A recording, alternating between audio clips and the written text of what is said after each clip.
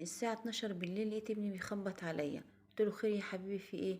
قال لي يا امي جبتلك اشطوطة من عندي باللبن. اول ما سمعت عنها قلت لازم تدوقيها.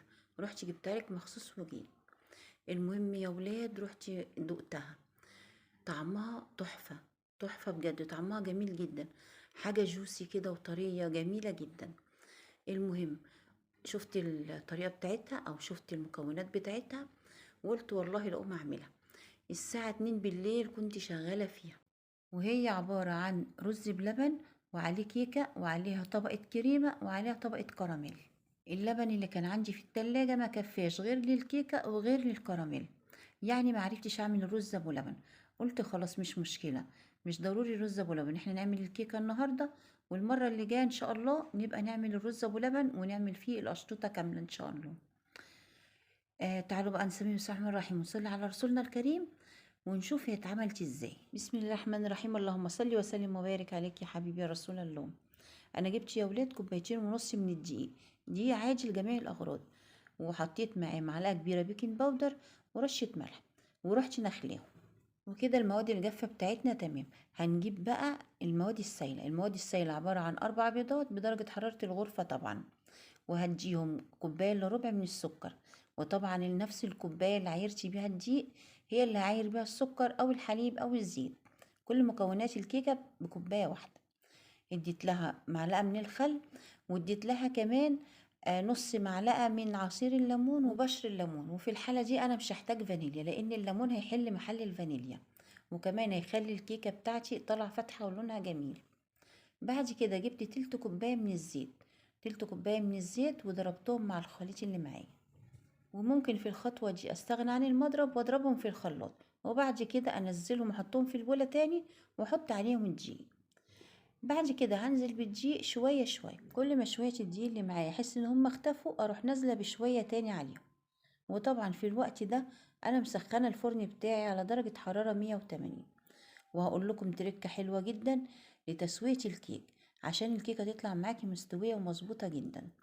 هاتي حلة فيها شوية مية سخنة وحطيهم على أرضية الفرن على أرضية الفرن على الصاجة يعني كده، وخلي الكيكة في الرف الوسطاني.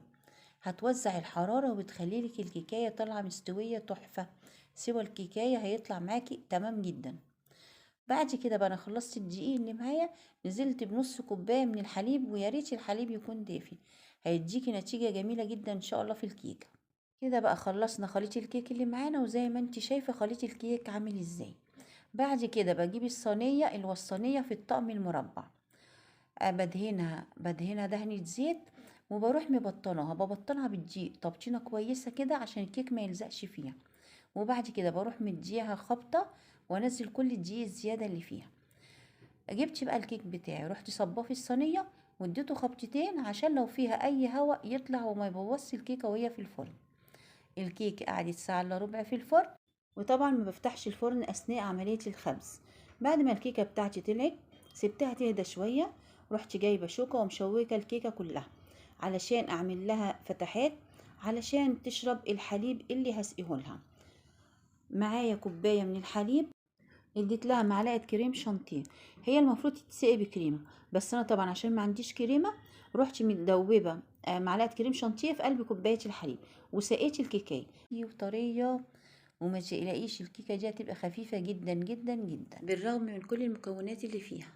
ونركن الكيكه دلوقتي بقى نعمل الكراميل. هجيب كوبايه من السكر افردها في الطاسه ومش قلبها خالص الا لما الحروف تبدا تسيح. اول حروف ما تبدا تسيح هروح مساعدين عشان السكر كله يسيح. وخلي بالك ده في شعره واحده بين الكراميل وبين انه يتحرق، يعني خلي بالك من النقطه دي قوي.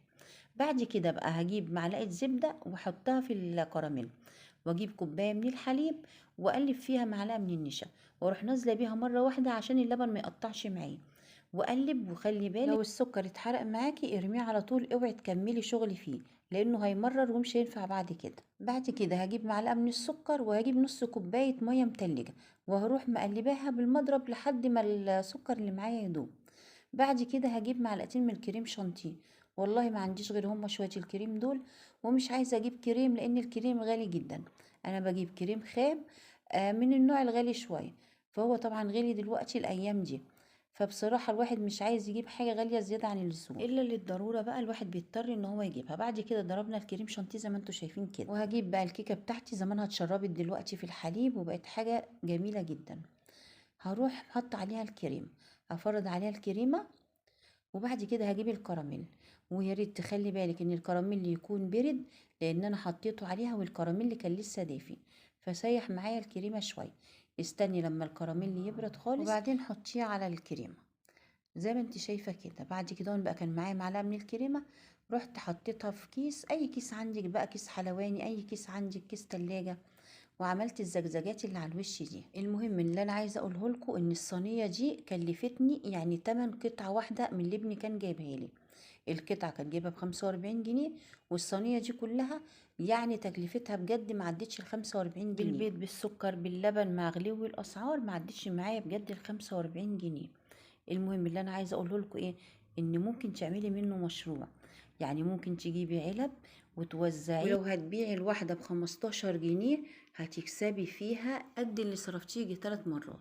جربي بقى الوصفه بتاعتنا وحاولي تعملي منها مشروع وتزودي دخلك، بدل ما نقعد نحط ايدينا على خدنا ونقول الاسعار غاليه الاسعار غاليه ومش عارفين نعيش. لو عجبتك الوصفه ما تنسيش تدخلي قناتي، تعملي لي لايك وتعملي لي اشتراك. وبالهنا والشفا، صباحكم فل.